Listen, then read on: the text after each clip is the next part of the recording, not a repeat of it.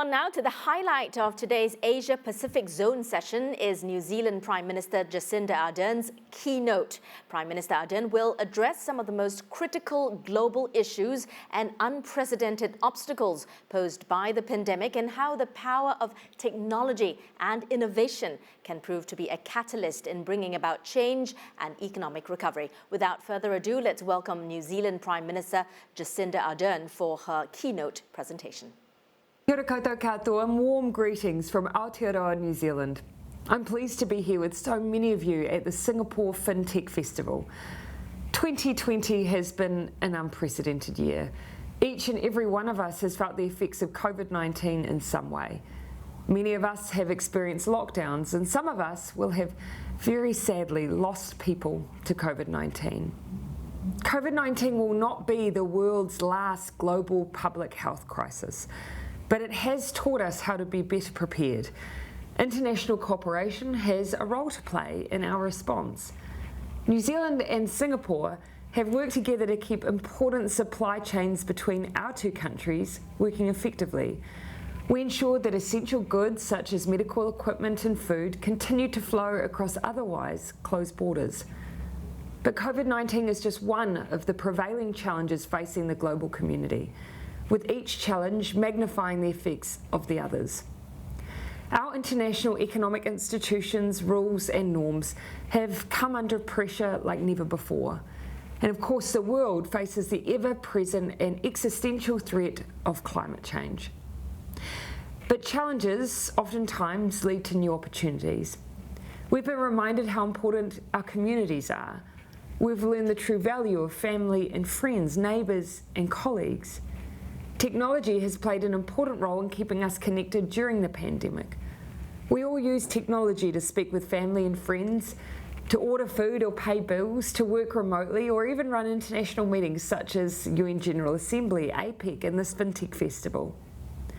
Aotearoa, New Zealand is a dynamic and innovative country which has overcome the challenges of our remote geography by embracing digital technology and often being early adopters.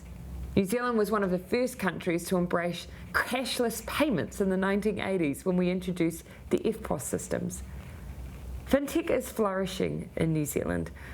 From our Pacific neighbourhood, we're able to identify and implement solutions across the spectrum of FinTech services, from blockchain to accounting to e-commerce payments. Our ability to partner with those who were once geographically distant is expanding every day. Digital technologies can be transformational, particularly for small and medium enterprises, the building blocks of many economies. Digital technologies increase efficiency by reducing transaction costs.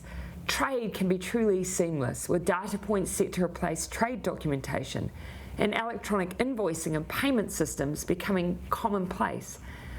The digital economy will continue to be important for maintaining and enhancing our global competitiveness as we all come to grips with our new trading environment and new ways of doing business. It will be critical for countries to work together to set the norms and standards needed to steer our digital path towards an environmentally sustainable and people-focused future. Through the Digital Economy Partnership Agreement, DEPA, Singapore, New Zealand and Chile have already taken the first important steps towards achieving the regulatory alignment needed to support our businesses and our people. This agreement presents an opportunity for like-minded countries to co-create new norms for digital trade. It is a living agreement designed to grow and expand, like the digital economy, to include new members and to cover emerging technologies like artificial intelligence. But when more and more activity moves online, we must not forget what ultimately we are still dealing with people. Putting people and the planet first makes good sense for governments, for the economy and for business. Our digital future must prioritise the well-being of all people and be truly inclusive. It will be important to ensure that every single person in business has what they need to participate in, contribute to and benefit from the digital economy. In New Zealand, this includes our Indigenous Māori, women and those living in rural areas or from low socio-economic groups. A sustainable and people-focused economy is no longer the future, it's the now, and it's decidedly high-tech. The fact that you are discussing these issues today gives me huge encouragement. Keep pushing for progress and keep working to make a difference to your communities and your countries. I wish you the very best for the rest of the festival. Nō reira, tēnā koutou, tēnā tātou katoa.